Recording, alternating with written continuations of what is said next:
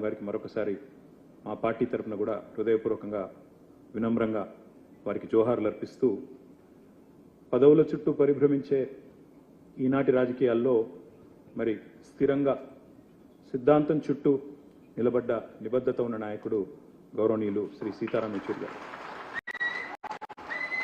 ఎప్పుడు ఏ కండువా మారుస్తారో తెలియని ఫిరాయింపుల ఈ కలలో కడదాకా కమ్యూనిస్టుగా బతికిన ఆదర్శ నేత, ఢిల్లీలో వెలిగిన అసలైన హైదరాబాదీ బిడ్డ యెచూరి గారు. హైదరాబాదీ బిడ్డ అని ఎందుకంటున్నా అంటే మాకు కూడా పూర్వాశ్రమంలో కొంత కనెక్షన్ ఉంది. అదేమంటే వారు చదువుకున్నది ఆల్ సెయింట్స్ స్కూల్లో, నేను చదువుకున్నది దాని పక్కనే రోడ్ యువతల గ్రామర్ స్కూల్లో. అదేవిధంగా వారు తర్వాత నిజాం కాలేజీలో గ్రాడ్యుయేషన్ చేశారు. నేను కూడా కొద్ది కాలం తర్వాత నేను కూడా అక్కడే చేస్తున్నాను. కాబట్టి అందుకే హైదరాబాద్ బిడ్డ అనే మాట వాడతాం. ఓట్ల రాజకీయం వేరు, ప్రజల రాజకీయం వేరు. మేము ఓట్ల రాజకీయంలో వెనుకబడ్డా ప్రజల కోసం జరిగే పోరాటంలో మాత్రం ముందున్నాం, ప్రజల మనసులో ఉన్నామని ఆయన ఒకసారి చెప్పిన మాట నాకు బాగా గుర్తున్న మాట. నాయకులుగా పాలకులుగా ఉండి పోరాటాలంటే తెలియని వారు ఎందరో ఉండొచ్చు. ప్రజలంటే కేవలం ఓటు బ్యాంకులుగా మాత్రమే చూసేవారు ఇంకెందరో ఉన్నారు. కానీ ఉన్నత చదువులు చదువుకున్న ఒక కుటుంబంలో, స్వయాన మేనమామగా ఒక ఐఏఎస్ ఆఫీసర్గా ఉన్న ఒక కుటుంబంలో పుట్టి అణగారిన వర్గాల కోసం ప్రశ్నించే గొంతుకగా ఎదిగిన వ్యక్తిత్వం చాలా గొప్ప విషయం అని చెప్పక తప్పదు. పోరాటాల నుండి వచ్చిన నాయకత్వానికి ప్రజల కష్టం, సుఖం, దుఃఖం తెలుస్తుందంటారు. అలాంటి వారిలో యెచూరి గారు ఒకరిని నేను బలంగా నమ్ముతాను. తిట్లు, బూతులు, రోత మాటలు రాజకీయంగా చలామణి అవుతున్న ఈ రోజుల్లో యెచూరి గారి హుందాతనం ఒక అద్భుత పాఠం భవిష్యత్ రాజకీయ నాయకులకనే మాట కూడా చెప్పక తప్పదు.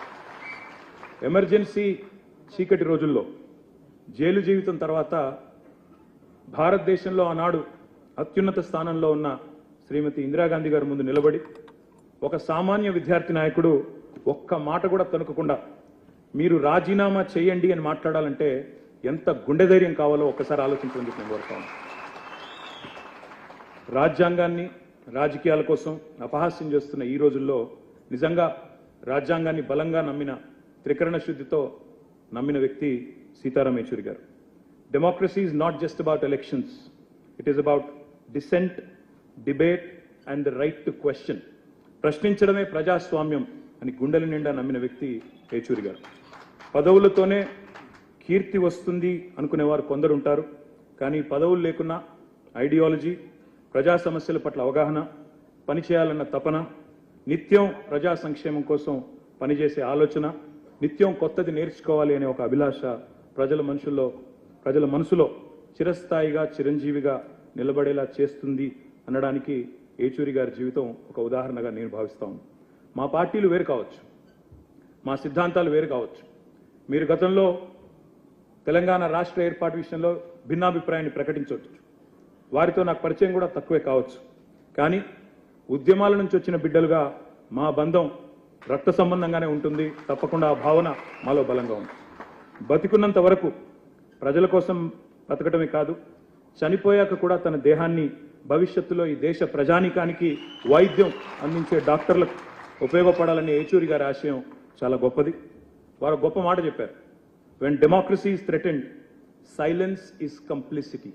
అంటే ఒక మాటలో తెలుగులో ప్రజాస్వామ్యం ప్రమాదంలో పడ్డప్పుడు మన మౌనం అనేది చాలా ప్రమాదకరం అనే మాట వారు చెప్పారు.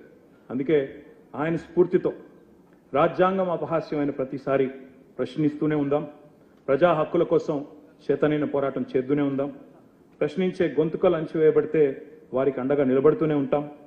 అదే మనందరం కూడా యెచూరి గారికి మనస్ఫూర్తిగా ఇవ్వగలిగే నివాళి అని నేను భావిస్తా ఉన్నాను. నమ్మిన సిద్ధాంతానికి ఆఖరి వరకు కట్టుబడి పోరాడిన సీతారాం యెచూరి గారి జీవితం మాలాంటి కొత్త తరం నాయకులందరికీ కూడా ఆదర్శం. ఒక్క మాట చివరిగా చెప్పి నేను ముగిస్తాను.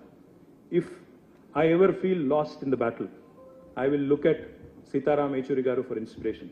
Lal Salam, comrade. Thank you.